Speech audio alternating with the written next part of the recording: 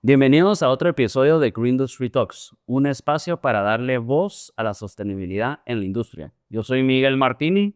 Y yo soy Jennifer Mesa, y en este espacio vamos a conversar con algunos de los líderes más importantes de la industria acerca de sus perspectivas, sus desafíos y todas las cosas que influyen actualmente en la industria en Guatemala y el mundo.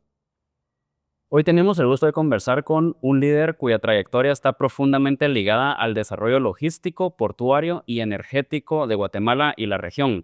Hans Wagner es el actual presidente de la gremial de graneleros adscrita a la Cámara de Industria de Guatemala y director ejecutivo de Grupo Centrans, un importante conglomerado con presencia en los sectores marítimo, portuario y energético. Con 45 años de experiencia en esta industria, su recorrido abarca desde el agenciamiento de buques y operaciones de estiva hasta la gestión de terminales de combustibles sólidos y líquidos. Además, formó parte de la junta directiva de la empresa portuaria Quetzal, EPQ, entre el año 1996 y 2000, contribuyendo activamente al fortalecimiento del sector portuario nacional. Su visión y liderazgo han dejado una huella significativa en la modernización de la infraestructura logística y portuaria y energética del país. Hoy tuvimos el gusto de platicar con Hans Wagner, con quien exploramos un tema clave para el desarrollo de Guatemala: los puertos.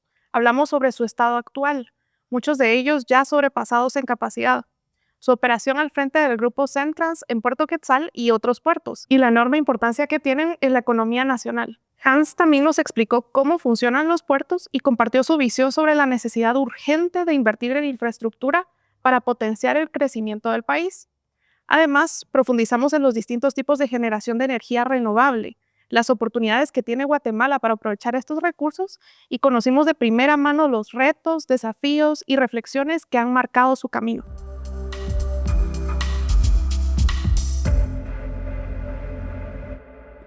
Bienvenido, Hans. Muchísimas gracias acá por hacer el espacio y poder venirnos a hablar de toda tu experiencia, trayectoria en toda la industria energética, de infraestructura portuaria. Así que te agradecemos muchísimo Por ello, muchas gracias por invitarme. con mucho gusto. Mira, te quería preguntar un poquito una dinámica sobre más tus gustos personales y de historia. ¿Qué, qué te apasiona o qué te ha apasionado desde que sos joven o alguna actividad que te gusta hacer? A mí siempre me han gustado los deportes. eh, y, ah, y de joven me gustó el voleibol. Yo no era muy bueno para el fútbol, ¿ah? Pero el voleibol sí me gustaba. Y porque en el voleibol uno necesita trabajar en equipo, porque uno solo no funciona un juego de voleibol. Ahora hay voleibol de dos. Cuando yo jugaba voleibol éramos voleibol de seis, ¿ah? Esa es de las cosas. Y de hecho, hasta hace algunos años todavía jugábamos voleibol en la playa, pero equipos de seis, siempre de ¿Con la familia la o...? familia, con vecinos ahí en la playa. Tenemos una canchita Ay, qué bueno eso. y jugábamos. Ahorita donde tenemos la casa ahora en la playa ya no hay cancha, pero sí, nos gustaba mucho. Y es un juego divertido, es un juego entretenido para jugar con familia, ¿ah? Porque los patojos también le hacen al vóley, pero gracias, sí, eso es algo de... y por, por lo mismo, como te comentaba, en el fútbol yo no era bueno, pero terminé jugando de portero, porque uno en el voleibol se tira a, recoger a conseguir las pelotas, etcétera. Entonces terminaba de portero del equipo de fútbol de la clase. Qué ¿Ah? excelente. ¿Y cuál es como tu mejor recuerdo, así cuando estabas así en tu prime de voleibol? ¿Cuál es tu Fíjate que recuerdo más lindo? fui parte de la selección del colegio que jugábamos en el interescolar. No recuerdo que hayamos llegado a ser campeones, pero ahí veía equipos bastante mejores, el Práctico Moderno, el Liceo, Javier, pero sí de esas experiencias de ir a jugar al gimnasio, ahí en la zona 5 es algo a mí me gustaba mucho, ¿ah? Así que Excelente, pues a mí me parece fabuloso, digamos, que hayas tenido desde muy joven la habilidad para que se te hiciera muy fácil interactuar, trabajar en equipo, como tú comentabas. Que eso nos trae, digamos, al siguiente punto, porque, digamos, tú hoy por hoy estás de capitán de un barco muy importante acá en la industria portuaria y energética. Entonces quisiéramos preguntarte un poquito más sobre la historia del Grupo Centrans para Ok. entender bien cómo fue la historia a través del tiempo y llegar al punto en el que estamos hoy y a qué se están proyectando. El Grupo Centrans fue creado hace unos 36 años. El fundador es Henrik Preuss, que regresó de hacer una pasantía en Estados Unidos, donde su padrino, él se fue a trabajar allá con su esposa. Allá nacieron sus 2 hijos, los primeros 2 que tuvo. Y regresó a Guatemala y él aprendió el negocio marítimo portuario ahí con su padrino, que es donde yo conocí a Henrik, porque trabajaba con su papá. Entonces, cuando él regresó a Guatemala, fundó Centrans y empezamos con el negocio de agenciamiento marítimo en ese año. Y poco a poco fuimos creciendo, ¿verdad? Yo al principio no me unía a la empresa porque la chamarra no alcanzaba para mantener las 2 familias, pero yo me uní al grupo en 1995-96, cuando en el 92 se instaló en Guatemala una empresa de energía eléctrica con 2 barcazas que estuvieron instaladas en Puerto Quetzal. Y en ese momento, pues Henrik principalmente y yo de alguna manera los ayudamos a instalarse aquí en Puerto Quetzal. Son 2 barcazas y generaban 110 megavatios de energía. Cuando antes de eso de que viniera esa planta y otras 2 que se instalaron también, de unas turbinas Stuart and Stevenson que se instalaron en Escuintla, empezaron a darle soporte porque había apagones en Guatemala. No había suficiente generación eléctrica.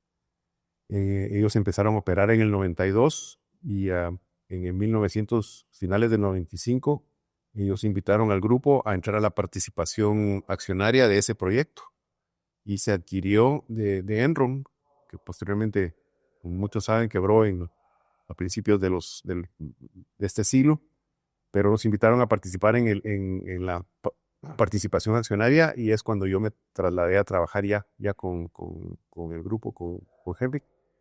Y desde entonces hemos crecido en 2 campos. Uno, el marítimo portuario, donde tenemos operaciones de estiba de mercadería, terminales de combustibles sólidos en Puerto Quetzal y terminales de combustibles líquidos en Santo Tomás de Castilla. Tenemos agenciamiento marítimo y una empresa de inspecciones de carga.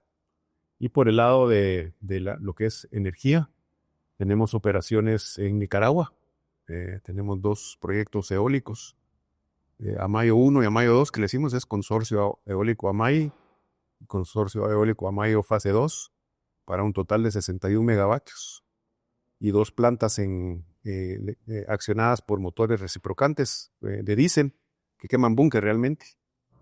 Una en una planta en la población de Tipitapa, de 50 megavatios, y otra planta flotante similar a la que había aquí, de 70 megavatios, que es la que está instalada en el puerto de Corinto. Se llama Empresa Energética de Corinto y la planta se llama Margarita 2, de hecho.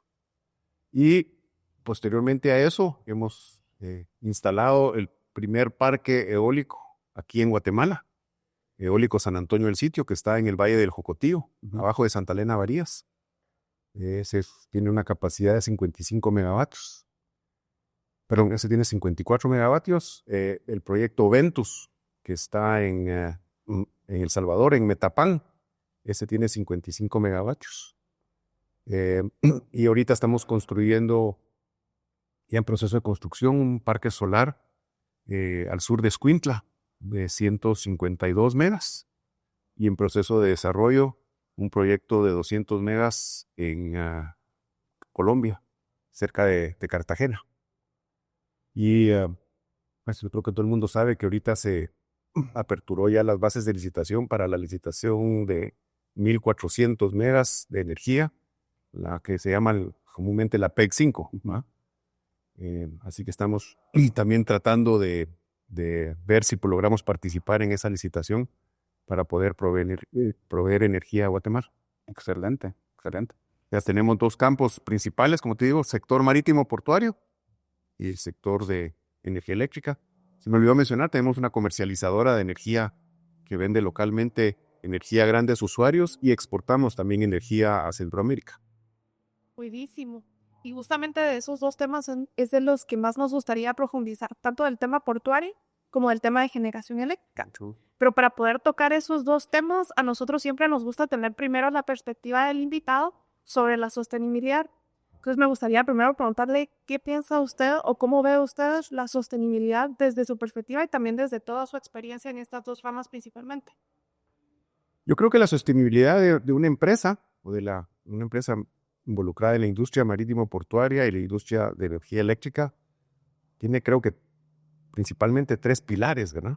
O sea, primero está la sostenibilidad, la parte socioeconómica, la responsabilidad social empresarial, tanto para nuestros colaboradores como para las comunidades a las cuales atendemos o a las cuales donde estamos instalados.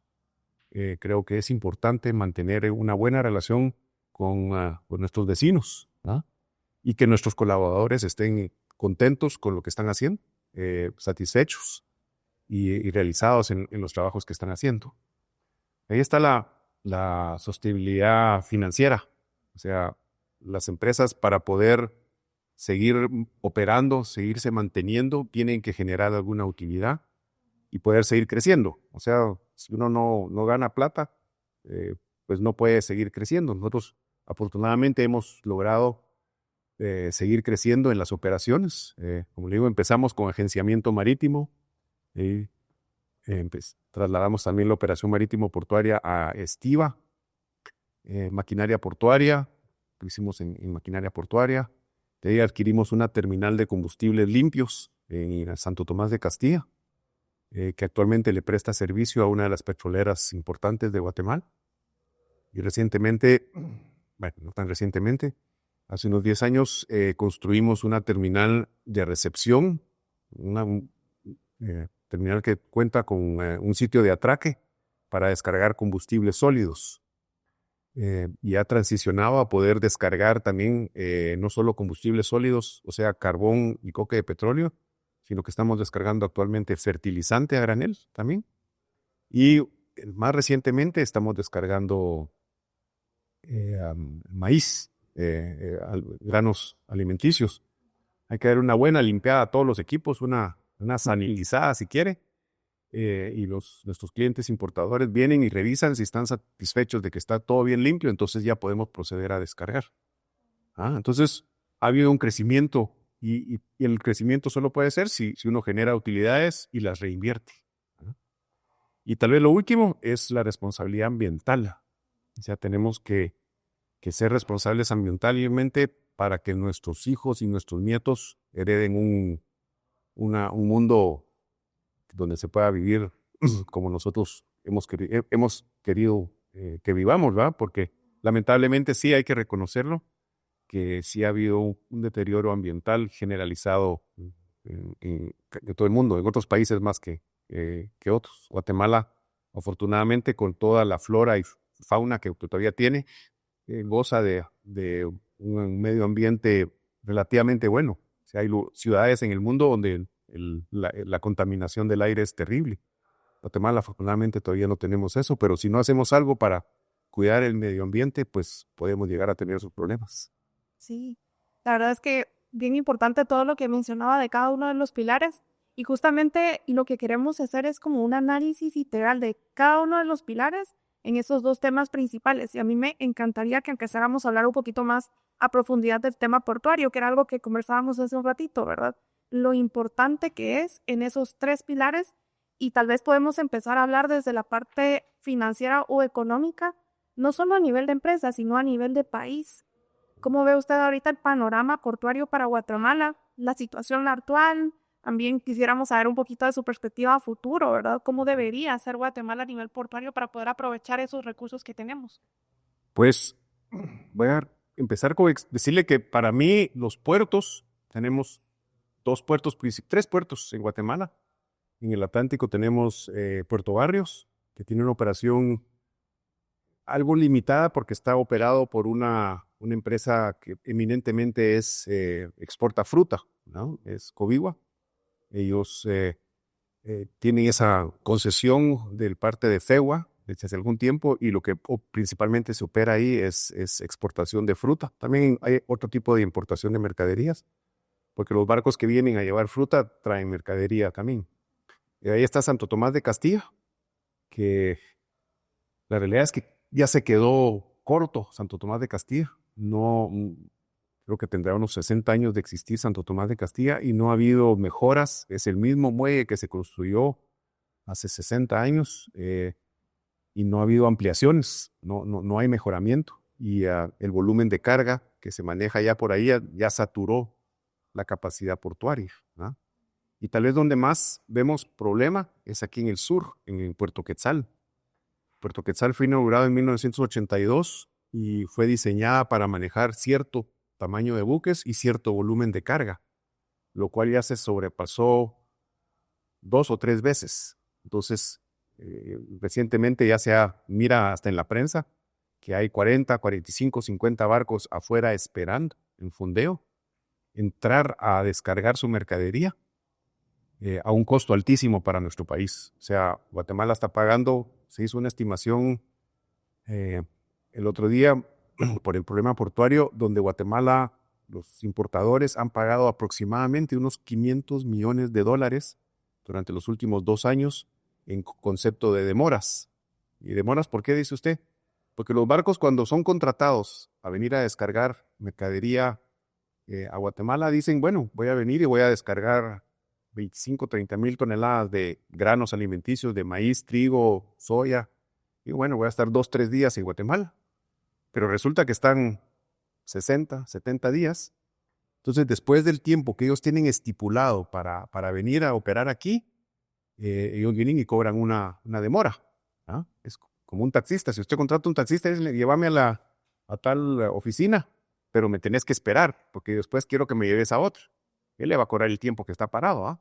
Como el dicho ese, macho parado no gana flete, ¿ah? Ellos, su negocio es cargar mercadería, transportarla, descargar y irse a otro puerto a cargar y llevar. O sea, de estar parados allá afuera por 60, 70, 80 días, a ellos les está costando plata y por eso cobran por su estadía en fondeo. Entonces, eso nos está costando a la economía del país esa estimación de millones de dólares. Ya con ese dinero se hubieran podido construir ya varios muelles en Puerto Quetzal, o sea, una ampliación, que es lo que la actual administración portuaria está buscando hacer. O sea, el problema no le podemos echar la culpa a la administración portuaria actual, a las autoridades de Puerto Quetzal actuales, sino que es un problema que se ha venido acrecentando. Ya tenemos nosotros como navieros diciéndole a varias administraciones portuarias de gobiernos anteriores, diciéndoles que ya es necesaria una ampliación, que es necesario más muelles, que es necesario poner más sitios de atraque, pero no se ha hecho, ¿no? Se ha hecho, está el muelle de la terminal de contenedores, que tuvo sus problemas legales, pero ya se llegó a un acuerdo con ellos, con esta administración. Hay 2 o 3 sitios de atraque privados, pero aún así son insuficientes para el volumen de carga que se está manejando ahorita. Y el muelle comercial, que es lo que llamamos el muelle público, es un muelle de 800 metros de largo. Y cuando se diseñó eso a principios de los 80s, se estimó para los barcos de esa época. Los barcos de esa época tenían una eslora, un largo, o sea, de unos 180 metros. Entonces cabían 4 barcos, porque hay que dejar un espacio entre los barcos para que a la hora de que haya viento o algo así no se choquen. Pero los barcos que están viniendo ahorita tienen esloras de 220, 230, hasta 300 metros de eslora. Entonces ya solo caben 3. Entonces el puerto se quedó chiquito, ¿ah? Más el hecho de que por las erupciones del volcán de fuego, escupido toneladas, miles de toneladas de arena, y con las lluvias que tenemos, esa arena termina en el mar, y por el oleaje que tenemos, termina entrando. Y por eso la playa de Puerto San José, mira que han crecido un montón. O sea, y después de Puerto Quetzal, las playas se metieron, o sea, el Iquín, donde algunos de nosotros íbamos de patojos, ya no existe la parte que está frente al mar. ¿Ah? Y es porque eso, el rompeolas de Puerto Quetzal fue como un freno, y eso había que darle mantenimiento y no se le ha dado, al extremo de que ya con cada marea que sube y baja, entra arena y está solvando la dársena y los sitios de atracción. Entonces hay que darle mantenimiento también a los canales de acceso, a las dársenas y a los muelles. Entonces, Lo cual el dragado ha sido también un problema bastante grande de poder ejecutarlo. es que hay una prohibición de que todo dragado que se lleve a cabo tiene que ir al Congreso, porque en una época algunas municipalidades abusaron de eso con el dragado de ríos. ¿Ah? Porque tú medir lo que estás sacando de dragado de unos ríos es bien difícil medirlo. ¿Ah? Entonces, decían que se habían dragado 10,000 metros cúbicos y no es fácil dimensionar eso. ¿Ah?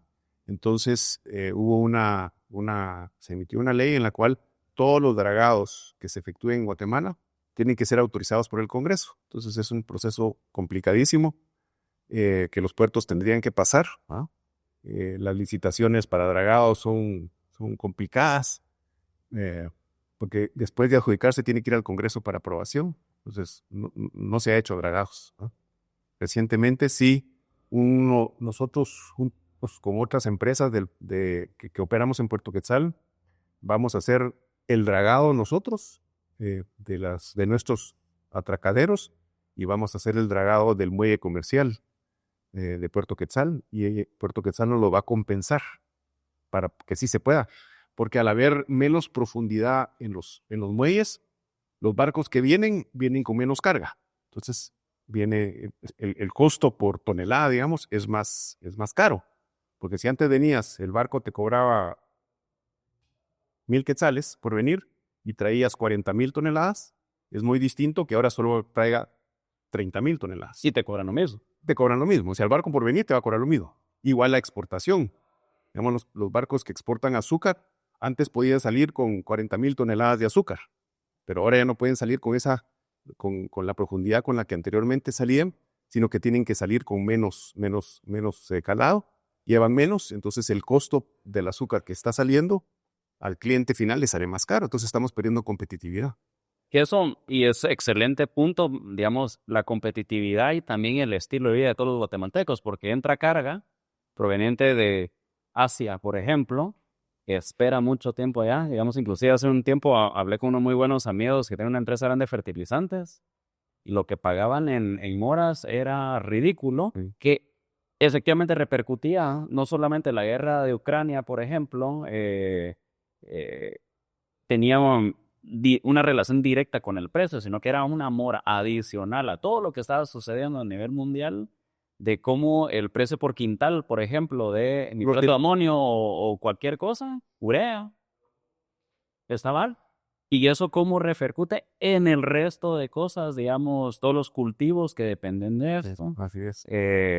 Cómo, digamos, los costos no suben, y lo que tú mencionas ahorita, la competitividad internacional, por ya tener costos, necesitar un margen para mantener esa rentabilidad financiera andando, la estrecha bastante, y eso limita, digamos, definitivamente el desarrollo y la expansión de futuros proyectos. Así es. Porque ya están ahorcados de por sí. Y lo que pasa es que hay que reconocer, los importadores pagan una demora de un barco y van a tener que trasladar el costo de esa demora al producto, al fertilizante, a los químicos, al combustible, a los granos básicos, porque recordad que Guatemala sí siembra maíz, sí producimos maíz, pero la mayor parte es para consumo humano.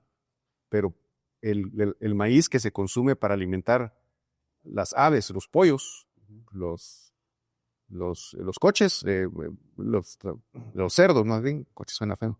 Los cerdos es principalmente maíz importado, que se produce con soya, con granos destilados y otros productos, y ese es el alimento de ellos, el concentrado de animales. Entonces todo eso se ha encarecido y repercute en el precio de lo que estamos pagando por la carne, por el jamón, por el pollo, el trigo que se importa de Guatemala. Guatemala producía trigo, produce también unas cantidades pequeñas de trigo, pero la mayor parte del pan que consumimos es de trigo importado, de Estados Unidos y de Canadá, algo de Argentina también, pero es importado. Entonces, si todos los importadores de granos básicos están pagando demoras, lo tienen que recargar en el precio de la harina. Al venderle al panadero más cara la harina, le sube al pan. ¿No?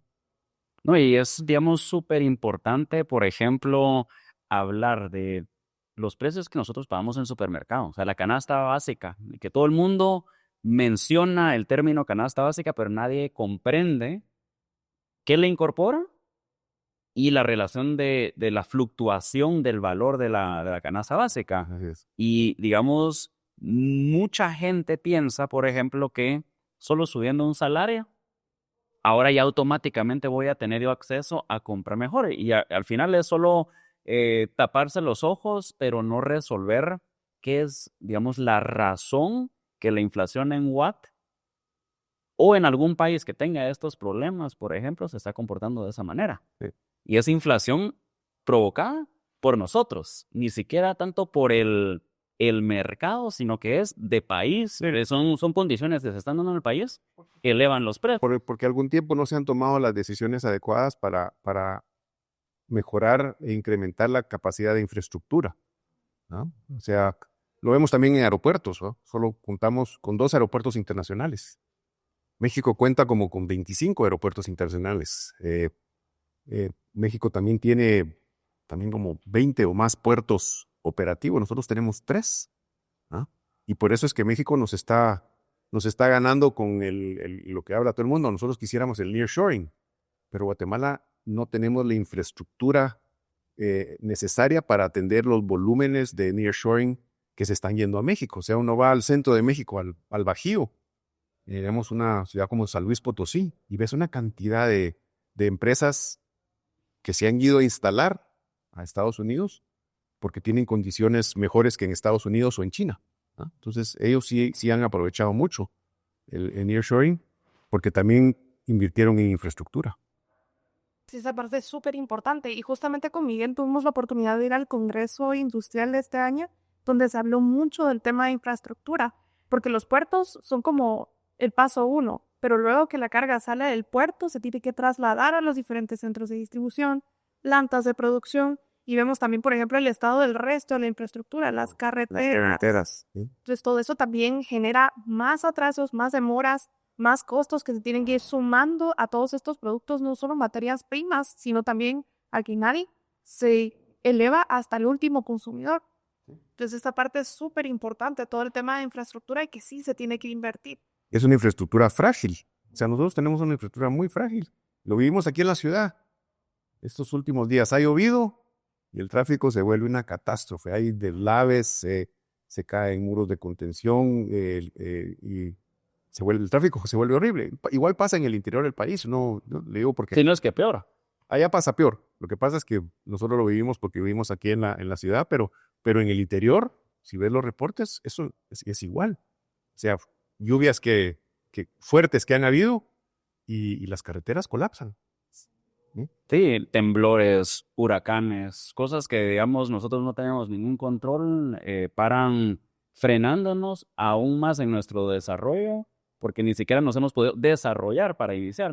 Así es. No se ha generado la riqueza para proteger esa riqueza, para nada. Eso que este año hemos tenido la suerte de no tener huracanes, ¿va? Pero todavía falta Varios meses. unas 4 o 5 semanas. Acuérdate, la época de huracanes termina a finales de octubre, principios de noviembre. Hemos tenido huracanes pegándonos a principios de noviembre, así que esperemos que no nos hayan quedado los toques. Pero ya han habido años, hace algunos años, que sí nos afectó tremendamente cuando pegó un huracán en esta área. Eta y Iota, cuando pegaron los 2 huracanes pegados, están. Y yo quisiera recapitular una cosa que tú hablamos hace un tiempito, que hiciste la analogía sobre los puertos son los pulmones. Así es. Y digamos, las carreteras son las venas. Sí, así es. Y ahorita en ambos estamos con los pulmones colapsados, dándonos neumonía. Y encima de todo tenemos bien el colesterol las venas. Así es, exactamente. Sí, los pulmones son a través de los cuales pienso yo, eso lo he dicho en otros foros, respira la economía del país, porque como te mencionaba, necesitamos importar muchos bienes, porque Guatemala no los produce. O sea, somos un país eminentemente agrícola y forestal, ¿no? Entonces importamos mucho de lo que se consume en Guatemala, como te lo mencionaba, los combustibles que consumimos, las gasolinas, del diésel, todo es importado. Los combustibles sólidos para generación eléctrica son importados. Alimentos, el trigo, maíz, soya, granos destilados, fertilizantes, químicos, etcétera, todo es importado. Y entonces, si los barcos están parados allá afuera, salen más caros. Y por el otro lado, producimos productos agrícolas y forestales, exportamos azúcar, exportamos banano, exportamos frutas, frutas congeladas, ajonjolí, exportamos alguna productos industriales. Entonces, eso tiene que salir, tiene que salir de Guatemala para que los importadores en el extranjero los compren con cierta facilidad. Y no estamos siendo competitivos en ese sentido, ¿no? Y como mencionabas, las carreteras, ¿no? Desde hace mucho tiempo, hace varios años, no se ha invertido en carreteras. Guatemala es uno de los países con kilómetros por población más bajos del mundo. O sea, muy pocas carreteras.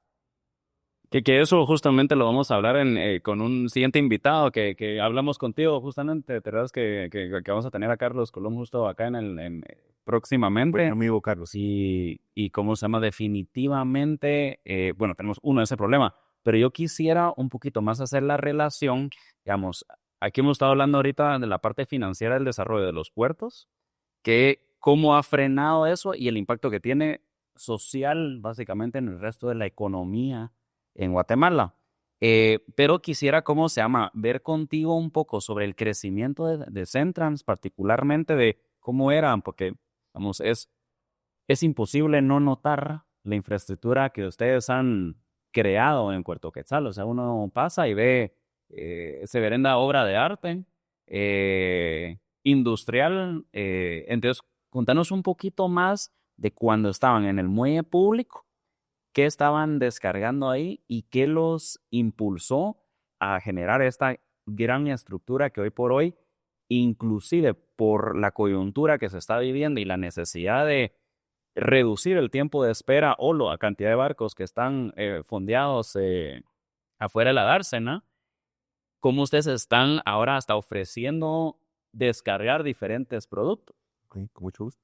Pues, principalmente, el puerto empezó operando en el muelle comercial o el muelle público, que ese que yo les explicaba tiene cierto tamaño, 800 metros de largo más o menos. Tiene también un muelle de servicios auxiliares con capacidades de calado más bajas, pero el muelle público o el muelle comercial, como le llamamos, se saturó. O sea, ya les explicaba que los barcos que vienen ahora son más grandes, el volumen de carga que está importando Guatemala, la población ha crecido, entonces se trae mucho más mercadería, también se exporta más mercadería, más productos. Gracias a Dios, ¿no?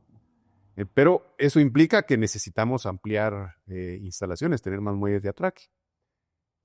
Hacia unos 2007, 2008 se adjudicó una licitación para generar energía eléctrica con carbón mineral a una empresa que se constituyó en Guatemala que se llama Jaguar Energy. Y ellos, junto con los ingenios de azúcar y otra empresa americana que se llama Duke Energy, se acercaron al puerto y me dijeron: señores, vamos a estar trayendo aproximadamente unos 2 millones de toneladas de combustibles sólidos a Guatemala y queremos empezar a platicar con ustedes para ver las facilidades para poder atracar esos barcos. Y la administración desde entonces les digo: señores, 2 millones de toneladas más de carga es un problema para el muelle comercial, que en esa época ya estaba congestionado, ¿va? Entonces se acercaron a nosotros y encontramos un área del Puerto Quetzal para poner un sitio de atraque y poder descargar ahí los combustibles sólidos. Nosotros manejábamos en esa época en el muelle comercial principalmente más o menos 1.200.000 toneladas, principalmente de fertilizantes y granos básicos, químicos y hierro. Con la construcción de la terminal de combustibles sólidos que nosotros tenemos en la dársena oeste, la construcción empezó en el 2010 y empezamos a operar unos 2 años después. En ese atracadero ahorita estamos descargando unos 2.5 millones de toneladas que manejamos el año pasado, entre combustibles sólidos, o sea, carbón y coque de petróleo, y empezamos a descargar también fertilizantes, los cuales se operaban en el muelle comercial, pero a raíz de las esperas, como tú mencionabas, ellos encontraron que podíamos manejar fertilizante en nuestra terminal también, y estamos descargando unas 400, 500 mil toneladas de fertilizante por año ahí. Y a instancias de la autoridad portuaria, nos preguntaron si podíamos manejar granos básicos, ¿no? Y sí, lo hemos hecho de una manera controlada, digamos, porque tenemos clientes regulares que están trayendo combustibles sólidos y fertilizante. Entonces tenemos que limpiar, de una limpieza profundísima, a nuestras tolvas de recepción, a las bandas, en las transiciones y las tolvas de despacho. Y hay que dar una shineadita, para que queden limpios y poder manejar. Y hemos manejado realmente solamente maíz y soya, ¿no? Te digo, el año pasado el grupo operó más o menos unos 4 millones de toneladas en el 2024. Ahorita llevamos Entre la parte del muelle público en el muelle público y en el muelle, en la terminal, en ambas terminales. Diría que en el muelle comercial operamos 1.3, 1.4 millones de toneladas, y en la terminal de combustibles unos 2.5, 2.6 millones de toneladas. Fue un récord para nosotros. Hicimos un evento ahí con los equipos, porque sí sobrepasamos las 4 millones de toneladas. y ponerle que si, perdón que la van a interrumpir, si digamos se hiciera la expansión en Puerto Quetzal, por ejemplo, ¿a cuánto ves tú, por ejemplo, un crecimiento? Porque si bien escucho, se ha mantenido en 1.2, 1.3 millones de toneladas Lo que operamos nosotros, lo que operan ustedes, digamos, con más barcos que puedan atender más rápido, me imagino que ese número podría subir. Podría subir. Ese número podría subir. Lo que pasa es que hay que limpiar la cola primero, ¿no? Ya. Como te digo, la administración portuaria actual está haciendo todo lo posible. Contrataron al US Army Corps of Engineers para que ellos vinieran a definir cuál es el plan que el puerto debe seguir para crecer, para mejorar sus instalaciones. Y de hecho, tenemos entendidos que están trabajando en este momento ya están aquí en Guatemala los técnicos del Cuerpo de Ingenieros de los Estados Unidos, identificando qué es lo que puede hacerse en Puerto Quetzal. Y primero Dios, el reporte lo presenten lo más pronto posible y se puede empezar a ejecutar esas ampliaciones portuarias. Porque sí, la economía de Guatemala, lo dicen las estadísticas, sigue creciendo. O sea, lo vemos en el interior del país, hay más vivienda, hay más construcción. Primero Dios, hubieran más carreteras, y se necesita hierro, cemento, materiales de construcción, etcétera. Y más crecimiento en la agroindustria. Pero para eso necesitamos poder tener la capacidad de que venga mercadería y que salga. Sí, súper importante. Y a mí me llama mucho la atención también todo lo compleja que es esta operación, todo el proceso que lleva para poder descargar y cargar carga en un puerto. Y me gustaría un poquito que nos explicara cómo es el día a día en un puerto, cómo es todo el movimiento que hay y lo complejo que es para que nosotros al final podamos ir al supermercado a comprar todas estas cosas que son para nosotros de uso básico y que uno todos los días lo ve lo más normal y no se imagina lo importante y lo complejo que es toda la operación en un puerto. Pues, como decía, nosotros empezamos con el negocio de agenciamiento. En los puertos, cuando un barco llega, necesita a alguien que sirva de enlace entre el barco, le hace el capitán, los consignatarios o embarcadores, las autoridades sanitarias, el médico del puerto, la aduana. Y la función del agente naviero es esa principalmente. O sea, hacer posible que el barco pueda entrar, descargar o cargar su mercadería e irse. Al irse, lo que hay que obtener es un SARP para que en el siguiente puerto, a donde vaya, las autoridades de ese puerto vean que el barco sí salió legalmente de Puerto Quetzal o de Santo Tomás de Castilla. Entonces lo que se hace es, primero se hace una visita donde las autoridades suben, un número limitado de autoridades. Antes eran un montón, ahora afortunadamente ya se puede hacer parcialmente de manera electrónica la visita al barco, ¿no? Y se espera que el barco entre. Lamentablemente ahorita esperan a veces, lo que decía yo, 40, 50, 60 días afuera en fondeo. Descargan la mercadería tiene que haber un manifiesto presentado a la aduana y a las autoridades portuarias y a las autoridades sanitarias y para que ellos revisen que la mercadería que viene efectivamente es, para que pague los impuestos correspondientes, que no vengan, declaren una cosa y venga otra, ¿no? La mayor parte de la mercadería en Puerto Quetzal sale vía directa, o sea, se descarga directamente a camiones y sale a las bodegas o instalaciones de los importadores. Entonces ya tiene que haber pagado los impuestos y tiene un cargamento, digamos, de fertilizante o de granos básicos y se lleva un control de lo que trae. El barco viene con 35,000 toneladas de fertilizantes o de granos y los camiones entran a Puerto Quetzal, son pesados vacíos, llegan al costado del barco con almejas, unos cucharones grandes, unas tolvas, se descarga la mercadería a la parte de atrás de los camiones y se pesan a la salida. Entonces, por la diferencia, usted determina cuánta carga está saliendo del puerto. Y con eso se liquidan las pólizas de importación, las famosas ducas de ahora, ¿ah? Y ese es básicamente, Puerto Quetzal, afortunadamente, trabaja 24/7, o sea, 24 horas, 7 días a la semana. Tiene limitados feriados. Semana Santa, se deja de trabajar el jueves en la tarde y se reanuda el domingo en la mañana. Para Año Nuevo, para Navidad se para el 24, pues despuesito el turno de la tarde, que termina a las 2:30, y se reanuda el 26 a las 7 de la mañana. Igual pasa para Año Nuevo. Paramos operaciones el 31 a las 2:30, 3 de la tarde, que es cuando termina el turno, y reanudamos el 2 del año siguiente. O sea, realmente Puerto Quetzal fue diseñado para que fuera un puerto que se trabajara casi todo el año. O sea, son muy pocos los feriados donde no se trabaja. Yo diría que es uno de los puertos más eficientes, a pesar de que tenemos problemas de congestión. Aún así, en su operación propia es un puerto muy eficiente.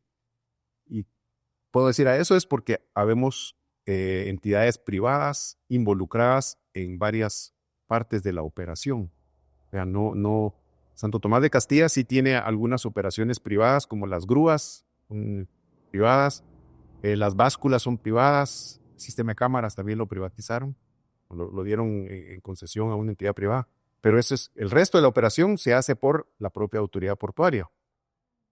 Y ahí los sindicatos han limitado los horarios de trabajo y entonces tienen también unas prestaciones importantes. Mientras que en Puerto Quetzal la operación de descarga desestiva, parcialmente la maquinaria, las básculas, todo es operado por entidades privadas. Y nosotros sí trabajamos 24/7, o sea, nosotros sí cumplimos con los turnos. A veces la SAT toma sus descansos para sus almuerzos y frenan un poquito, pero se ha estado hablando con las autoridades de ellos para que flexibilicen y busquen que los turnos de los trabajadores, los vistas de aduana, tengan horarios diferenciados y no se paren las operaciones en las puertas de salida, porque sí hay representantes de SAT y de la portuaria y algunas autoridades de control de mercaderías, como lo que tenemos el DOAN, que velan porque lo que vaya saliendo no... uno de los temores grandes es que haya tráfico de humanos, haya contrabando. Entonces, sí hay autoridades de seguridad que también participan en todo esto. Pero así a grosso modo, eso es como operamos los puertos, ¿no? Pues qué interesante. Y también me encanta que tocó un tema muy, muy importante, y es el tema de la eficiencia en el puerto, que a pesar de la infraestructura que no es la ideal y que definitivamente necesita mejoras, está siendo muy eficiente. Y eso es el punto clave, es que hay una alianza entre el área pública y el área privada. Entonces ahí podemos ver lo importante que son este tipo de alianzas para poder seguir avanzando en el desarrollo del país. Entonces esta parte nos parece a nosotros súper interesante. Hemos podido platicar bastante acerca de eso con nuestros invitados y nos gustaría poder también saber un poquito de su opinión acerca de este tipo de alianzas, cómo han manejado estas alianzas y por lo menos nosotros consideramos que eso es parte del futuro. Importantísimo. Importantísimo que existan alianzas público-privadas y que el sector gubernamental se apoye en la iniciativa privada para que las cosas funcionen mejor. O sea, tú mencionaste a Carlos Colón, ¿no? Carlos está haciendo una carretera privada en la costa sur. Hay otro grupo que construyó la VAS. ¿Por qué? Porque hacía falta infraestructura para entrar a la ciudad.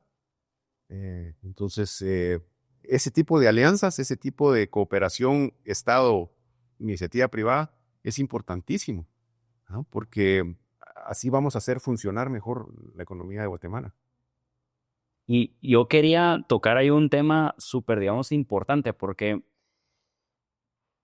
quisiera obtener tu opinión de qué sería tu lista de Santa Claus, básicamente en condiciones en la relación entre el Estado y las empresas privadas a la hora de la operación de puertos yendo hacia enfrente, porque si bien ahorita no hay una ley, pero se está drafteando y la están haciendo en el Congreso, etcétera, todavía no hay visibilidad de qué puede ser el mecanismo, cómo todas las autoridades de todos los puertos, por ejemplo, ya van a regir cuáles van a ser las reglas del juego.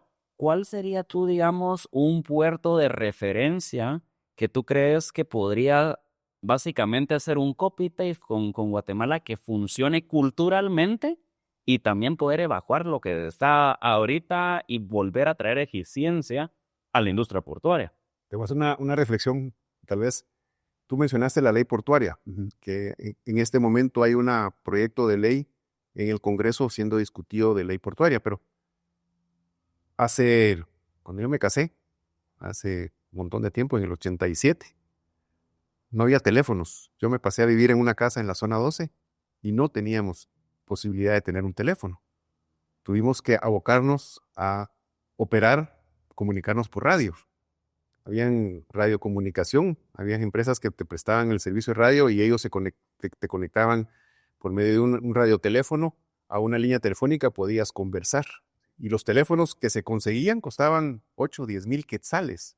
Eso En aquel entonces, de aquella época, ¿no? Casi 1 a 1 con el dólar. Así es. Sí, 2.50 creo que estaba el cambio entonces.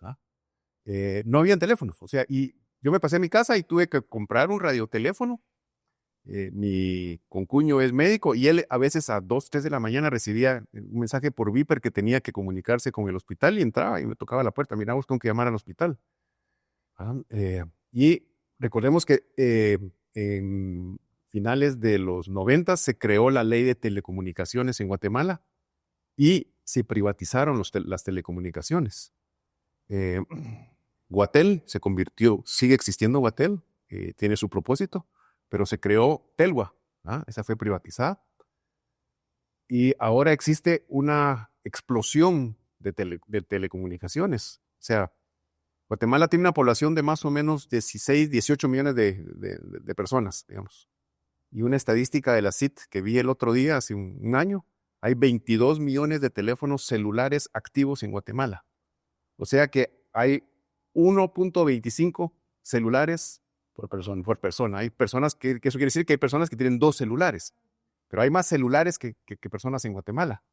Y vos andá a Max, andá a Walmart, andá a varios lugares, o los kioscos en los centros comerciales, y compras un teléfono por 200, 300 pesos. Y hay tarjeteros y hay teléfonos de línea. Un contrato de telefonía que te cuesta, puede costar 199, 200 pesos al mes, y tenés teléfono, internet.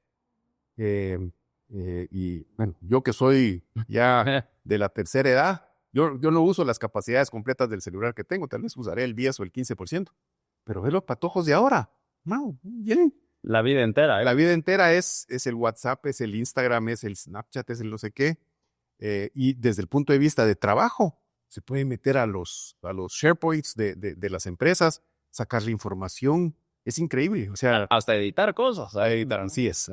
Entonces, si tuviéramos una ley de puertos donde se permitieran la instalación, la construcción e instalación de puertos privados, pues yo te puedo asegurar de que hubieran entidades privadas que invertirían en puertos en Guatemala. Pero no hay una ruta cómo construir un puerto privado, ¿no? O sea, tenemos que depender de los puertos existentes, que se instalen, que se crezcan, que se amplíen. Y ya directamente a tu pregunta, ¿qué nos gustaría? Que hubiera una ley de puertos que rigiera los puertos del Estado y que se permitiera y diera una ruta de cómo se pueden construir puertos privados también. Excelente. ¿Y cómo ves tú, digamos, qué modelo de negocio o modelo de operación verías tú más viable, por ejemplo, en Guatemala?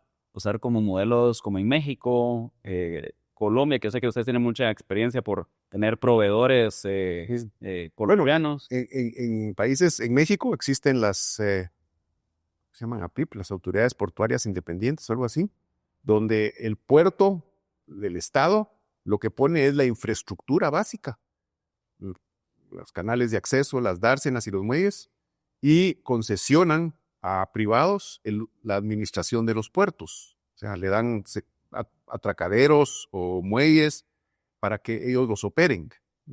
Similar hay en Colombia también, donde el Estado instaló la infraestructura para que el puerto existiera, y de ahí vienen entidades privadas y ponen todo lo necesario para poder operar la importación y la exportación de mercaderías. Puerto Quetzal es parecido a eso, es un puerto landlord. O sea, ellos vienen y te alquilan un espacio dentro de los puertos. Por eso existe la terminal que nosotros tenemos, existe una terminal vecina que también opera combustibles sólidos, está planeando hacer una ampliación de sus capacidades. Está la terminal de contenedores, que lamentablemente en el gobierno del presidente Pérez Molina hubo mal manejo por parte de tanto los contratistas como de la gente del Estado, por eso están alguna gente en la cárcel. Se hizo mal, pero el modelo, el concepto es el correcto. En el muelle comercial hay una terminal de granos básicos, está la terminal de exportación de azúcar, ¿no? O sea, si quisiéramos que existiera la modalidad donde el puerto es un puerto landlord y ceda las operaciones de manejo de carga a entidades privadas que lo van a poder hacer bien hecho, como lo hacemos, pues. O sea, tenemos la prueba que en Guatemala se puede hacer. Y creería yo que la idea sería hacerlo una entidad autónoma para que no dependa, digamos, del termómetro político, digamos, de esa época. Así es. Y digamos, ¿cómo verías tú, por ejemplo, toda la parte del mantenimiento de la dársena? Bueno, dependiendo de si es una entidad autónoma o, bueno, como tipo una entidad ejecutora, pero si fuera, digamos, autónoma, ¿cuánta, digamos, poder darle para que ejecute rápido las cosas? Casi que asignarle un presupuesto anual fijo y que eso solo se vaya distribuyendo y ejecutando al mismo tiempo. Así es. ¿Cómo ves tú eso? Porque, digamos, ahorita, si bien tiene ciertas características, como tú decís, landlord, pero por uno, la falta de la ley misma para que vaya a Congreso y con cada casi pala que tengas que mover de material en un dragado o mantenimiento de la dársena, ya vimos, hemos visto muchos problemas de corrosión, por ejemplo, ahí, que no tenga que ser algo que recurrentemente tengas que estarlo ascendiendo al legislativo o cualquier entidad gubernamental, sino que de una vez poderlo ver ahí. En el proyecto de ley que nosotros, de hecho, comentamos recientemente, le pusimos texto a efecto de que sea ya una obligación de la Autoridad Nacional Portuaria o Portuaria Nacional, no me acuerdo exactamente cómo se llama, el velar por el mantenimiento de los muelles, de las dársenas, de las profundidades de los muelles. Ya no es opcional, ya no debería ser opcional, sino que es obligatorio. Es como con tu carro, ¿va? Vos compras tu carro y sabes que a los 3,000 kilómetros lo tenés que llevar al taller para que le hagan servicio, revisen los niveles de aceite, etcétera, etcétera. O sea, ahí la redacción que nosotros pusimos es que propusimos que fuera obligatorio que ellos velen por el correcto mantenimiento de las dársenas y de las instalaciones marítimo-portuarias. Porque como tú mencionas, los puertos, en el caso de Puerto Quetzal, son de tabla estaca. Hay que velar porque la tabla estaca se mantenga en buen estado. Los sistemas de anticorrosión que se ponen, o sea, y las profundidades de los atracaderos, de los canales de acceso, de las dársenas, de maniobras, etcétera. Ya debe volverse una obligación de una entidad en la cual tienen que participar también los privados, no solo entidades de representantes del gobierno, sino que tiene que haber una participación relevante de los usuarios de los puertos para poder estar atrás de que se dé el mantenimiento correcto a la infraestructura portuaria existente. Como te digo, el último dragado que se hizo en Puerto Quetzal, yo creo que se hizo a principios en el 2003, 2004, hace 20 y pico de años. El dragado formal que se hizo de Puerto Quetzal. Después de eso no se ha hecho. Se han hecho dragados de mantenimiento, trabajos de raspar un poco y quitar material que los barcos cuando salen, ¿cómo se llama? Los barcos cuando entran o cuando atracan, utilizan también sus hélices y entonces ocasionan turbulencia y con eso se levanta un poco de la arena que hay en el fondo de las dársenas y ocasionan desniveles, ¿verdad? Y eso cuando viene otro barco, viene y encuentra algo ahí que no es que sean rocas, no es que sean, pero entonces dice, topé con algo, ¿verdad? Pero entonces, todas esas cosas hay que darle mantenimiento. Y eso debería ser obligatorio de las autoridades portuarias, el velar por la correcta profundización de los muelles y de los canales de acceso. Buenísimo. Y yo quisiera aprovechar este siguiente segmento, porque, digamos, tú comentabas al mero inicio cuando definiste la parte de sostenibilidad, no solo a nivel industria, pero también país, la parte ambiental. Yo quisiera agarrar un espacito ahora para poder educar un poco a la gente oyente, que poder saber las diferencias entre el carbón que ustedes importan con el carbón forestal, porque definitivamente hay unas diferencias muy grandes y definitivamente ahorita en las noticias en todas partes se ve sobre la deforestación en el norte del país principalmente y los efectos que se están teniendo allá, cómo estos no están relacionados el uno al otro y los beneficios de uno versus el otro. Okay. Sí, ¿te molesta? Vamos a ver.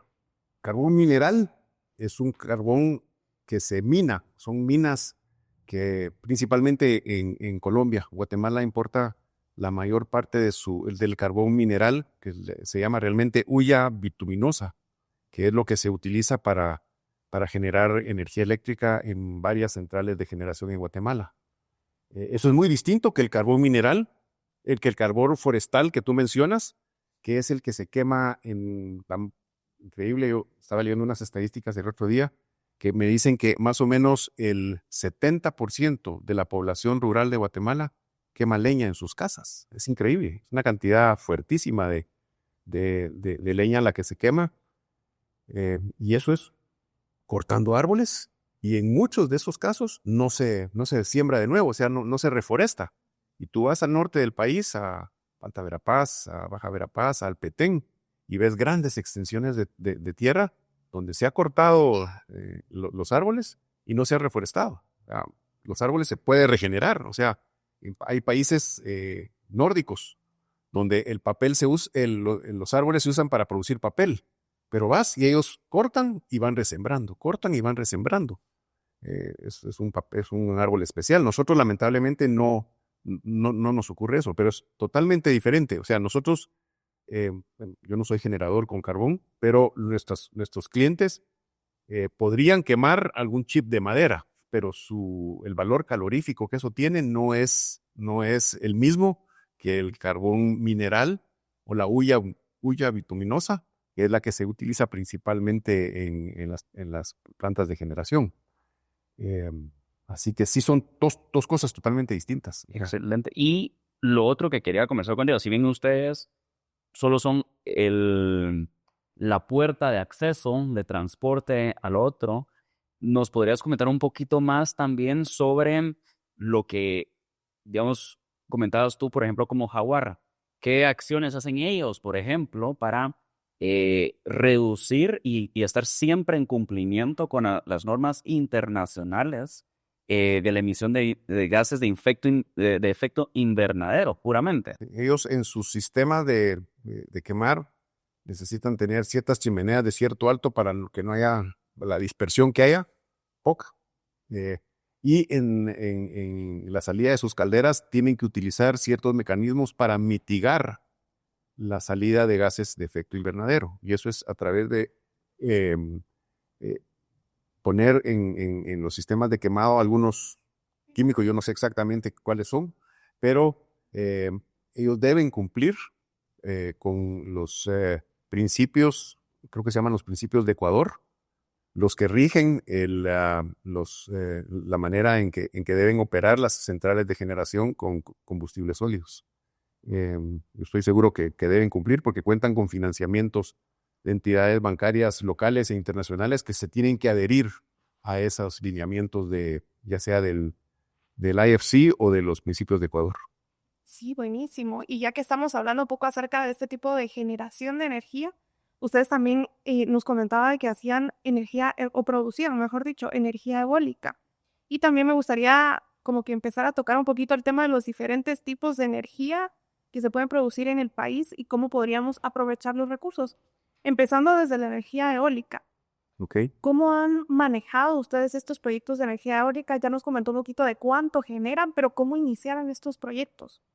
Pues nosotros, por un tema de responsabilidad, todavía tenemos plantas de generación con motores en Nicaragua, pero es porque el gobierno de Nicaragua eso quiere por cierta alianza que tenía con Venezuela para traer combustibles. Pero nosotros poco a poco el grupo está transicionando a energías renovables.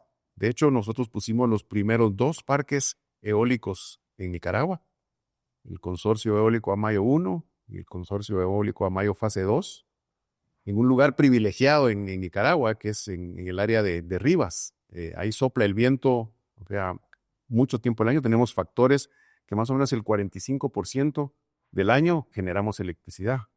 Eso es privilegiado, o sea, porque el 55 no hay suficiente viento, pero aún así hay pocos lugares del mundo que tienen ese recurso de viento. También en Guatemala fuimos el primer proyecto, el proyecto San Antonio del Sitio, que está aquí en el Valle del Jocotío, abajo de Santa Elena Varías, donde tenemos también un lugar con muy buenos vientos, no como Nicaragua. Aquí tenemos un factor de planta de 34-35%. Y también instalamos el primer y único proyecto que hay en El Salvador, que es el proyecto Ventus, en Metapango. Ese es el que se ve del lado de Ouija. Sí, Sí, ¿verdad? cabal, sí. Hay uno abajo, y el de nosotros está Ríos. Ahí generamos 55 megavatios eólicos. Lamentablemente el costo de la energía eólica se ha mantenido, los aerogeneradores, su costo se ha mantenido alto. Entonces ahorita, si usted entra ¿cómo se llama?, interior del país, va a haber muchas plantas fotovoltaicas. O sea, ha habido una explosión, ciertas cifras que nos pasaron el otro día están diciendo que se están construyendo unos 600 a 700 megavatios de energía fotovoltaica en el país en este momento. Ya se inauguraron algunas plantas, pero sí hay una explosión. ¿Por qué? Por el costo de los paneles fotovoltaicos ha bajado. Entonces, energías renovables, hay fotovoltaica, hay eólica, hay hidráulica y hay geotérmica. Esos son básicamente los 4 tipos de generación de energía renovable que hay. Lamentablemente, lo que es la energía hidráulica ha enfrentado muchos problemas comunitarios, problemas sociales, y el desarrollo de nuevas centrales de generación de hidroeléctricas se ha parado por problemas sociales. Ya casi no hay nuevos proyectos hidráulicos en Guatemala. Y lo otro que tenemos sí tenemos geotermia. En Guatemala hay por los volcanes. Gracias a Dios tenemos volcanes que hacen respirar abajo, y entonces de vez en cuando tenemos temblores, pero Yo prefiero que haya pocos temblores a que un terremoto. O a uno, bueno, ajá. Ajá. Entonces, pero sí, el INDE contrató hace unos 35 o 40 años a una empresa para que viniera a analizar dónde habían capacidad de generación geotérmica, y se identificaron 5 o 6 lugares en Guatemala, y de esos solo se había explotado 2. Se explotó Sunil en Quetzaltenango y en el Pacaya hay una planta de generación. Quedan otros lugares en Guatemala donde hay todavía capacidad que fue identificada por el INDE. Y el INDE con razón vino y se reservó el derecho de explotar esos por un periodo de 25 años. Ya se sobrepasó. Pero ya se sobrepasaron esos 25 años y no se mire que haya mayor generación geotérmica. Esas 2 plantas fueron desarrolladas hace ya algún tiempo, pero no, el INDE sigue reservando la posibilidad de desarrollar centrales geotérmicas. Y la ventaja que tiene la generación geotérmica es que puede llegar a tener un factor de 1, o sea que puede generar todo el tiempo. La energía eólica depende de que haya viento. La energía fotovoltaica depende de que haya sol. Y la generación de energía hidroeléctrica depende de que haya lluvia y agua. Y esos son intermitentes, o sea, no lo tenemos todo el tiempo. Y por el otro lado, la geotermia, si se hacen los pozos correctos, con manera correcta, podríamos estar recibiendo vapor para darle vuelta a las turbinas de generación 24/7.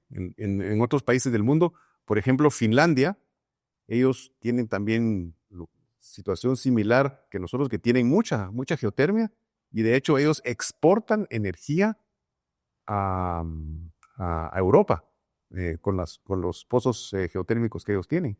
Podríamos aprovechar. Lamentablemente, como le mencionaba, el INDE sigue reservando la explotación de esos otros lugares que se identificaron, y no ha dejado que privados que han tratado de explotarlo, y no se ha podido por esa reserva que ellos quieren mantener sobre eso. Y es un tema bien importante. Regresamos siempre al tema de las alianzas público-privadas y lo importantes que podrían ser o que son ya para el desarrollo del país, porque creo que este es un tema que muy poco se habla, de todos los recursos naturales que podemos tener para la generación de energía, y el hecho de que tengamos 3 sitios con todo ese potencial básicamente desperdiciados, dice mucho del desarrollo del país. Sí. Si podríamos estar incluso exportando energía, que es un recurso que siempre se va a necesitar y que va cada vez en mayor demanda también. Sí. Entonces es una parte súper importante, y también es muy importante hablarlo y tener conciencia de cómo están llevándose este tipo de procesos, porque justamente el que se puedan explotar los recursos naturales de Guatemala de una manera racional, con regulaciones, pero permitiendo la participación de las alianzas privadas, permitiría justamente no estar desaprovechando ninguno de estos recursos y no sobreexplotar los otros recursos. Porque si pudiéramos utilizar todos los recursos naturales de una manera equilibrada y racional, podríamos estar generando una cantidad enorme de energía que es renovable, que es limpia y que también va a traer muchísimo beneficio económico o financiero al país. Entonces, definitivamente es un tema muy importante, y que importante también tener a alguien que maneje tan bien este tipo de temas y que nos pueda explicar un poquito más todo este tipo de proyectos que se están llevando a cabo, y también todas estas áreas de oportunidad que tenemos ahorita. Entonces, súper interesante. Pero quiero hacer una corrección. Sí. Cuando le mencioné Finlandia, no es Finlandia, es Islandia. Islandia es la que tienen Islandia ahí, pero lo de decir es Islandia la que tiene esas capacidades geotérmicas. Lo otro, yo quería, digamos, complementar un poquito que, digamos, ahorita a nivel energético en el país, estamos como en un ciclo vicioso, un círculo negativo de que, digamos, la energía hidroeléctrica es muy difícil de poder generar proyectos, mientras Guatemala tiene un nivel de precipitación enorme, inclusive cuando es época seca. Pero, digamos, estamos muy limitados en el suministro, digamos, de energía vía las hidroeléctricas, por ejemplo, que al final hace que donde se está generando es muy lejos de donde se está utilizando la energía. Eso genera todos los, digamos, los peajes energéticos en las líneas de transmisión, que al final las comunidades más vulnerables paran pagando un precio mucho mayor, básicamente, por kilovatio hora. Entonces, muchas personas limitan el poder construir nuevos proyectos en lugares mejores distribuidos alrededor de Guatemala y no pasan ese mensaje de si nosotros permitimos y que la población se deje educar, por ejemplo, de los beneficios que van a tener, es un servicio que se debe de pagar. Digamos, todos pagan el teléfono. Nadie no paga el teléfono y todos tienen su línea y saben que si no pagan su línea, pues igual es el agua, igual es la energía. Entonces, pero antes tú mencionabas, un teléfono costaba 8,000, 10,000 quetzales. ¿De qué época? En aquella época. Inclusive eso, si lo ajustamos hoy, estamos hablando de, puchicas, 50,000 quetzales o más. Y no es que mucho más, ¿verdad? ¿Y hoy cuánto cuesta un teléfono? Tú comentabas, se puede pedir un teléfono de 200 quetzales tarjetero o con una línea bastante introductoria. Y esa es la misma dinámica que quiero recalcar de que tendríamos hay más suministro, el precio por kilovatio hora va a caer. Es lo que es la demanda, ¿no? Es la oferta y la demanda. Es pura microeconomía eso. Entonces, si a todo Guatemala, mientras siga siendo un buen negocio, con todos los riesgos que hay en el negocio eléctrico, limitadas empresas quieren invertir en eso. Hay muy pocas, digamos, ustedes y muy pocos que toleran, digamos, o tienen ese nivel de riesgo que están dispuestos a poner de su capital para ese tipo de proyectos. Entonces, abriendo, por ejemplo, el mercado, como tú comentaste, se explota, básicamente, la industria se volvería mucho mejor, más eficiente también, con un más competitiva. Exactamente, a nivel energético. Las personas, nuevamente, la canasta básica que depende indirectamente y directamente de la electricidad, también habría un descenso en eso. Entonces, querían, pues, obviamente, solo recalcar esa relación, porque siento que como país, culturalmente, tenemos que mejorar en ese sentido. Definitivamente. Para hacer ese match en tu economía y que tengamos ese beneficio. ¿Ok?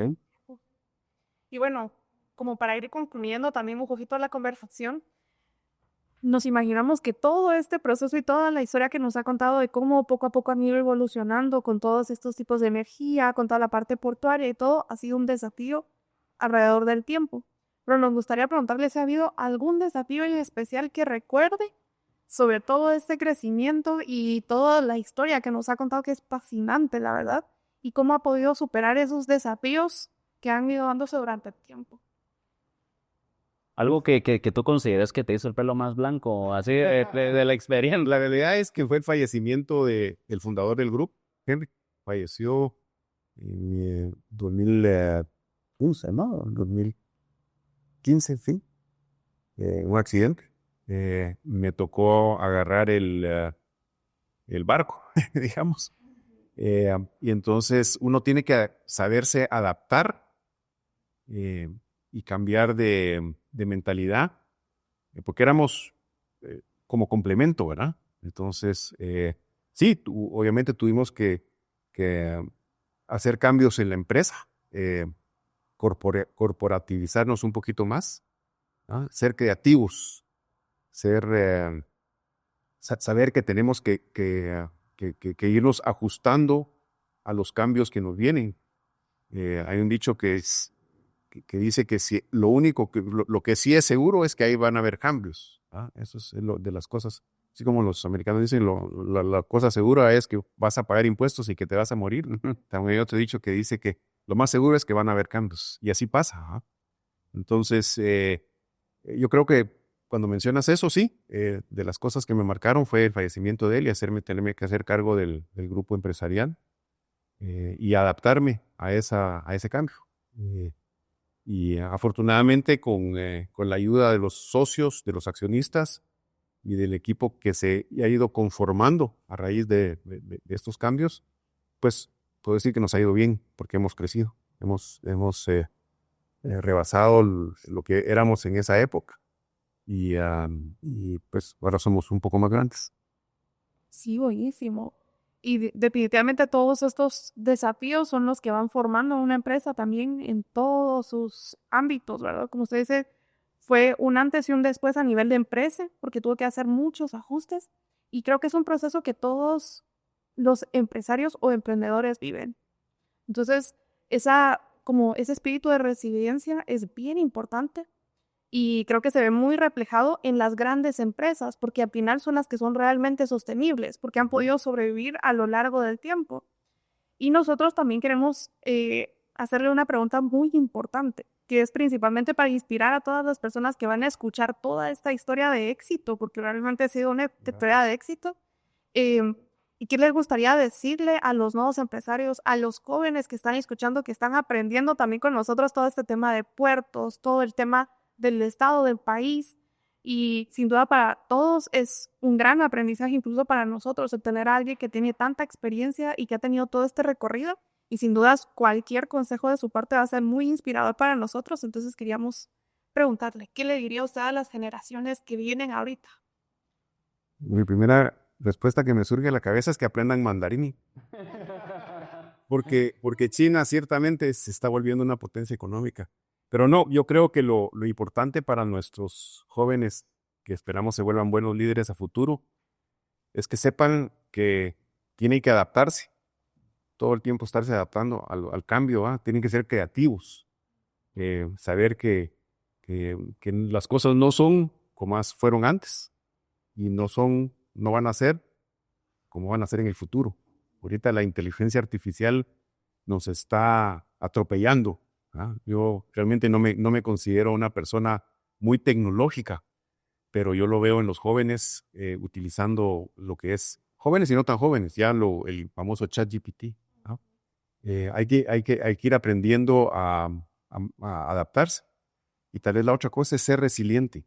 O sea, hay que aguantar, hay que probar y seguir adelante, hay que echar punta. No hay que bajar los brazos, o sea, no hay que darse por vencido, más bien. O sea, rendirse. Muchas gracias. Excelente, muchas gracias. Y antes de que terminemos, tenemos acá un obsequio que te queremos dar también, pero una dinámica que, ¿cómo se llama? Te vamos a pedir justamente poner la primera piedra de la sostenibilidad. Acá la tenemos, entonces te voy a molestar, entonces solo vamos a...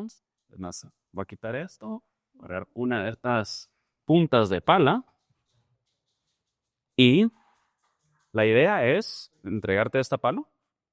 Wow. Y que puedas poner justamente la piedra ahí en la maceta. Perfecto.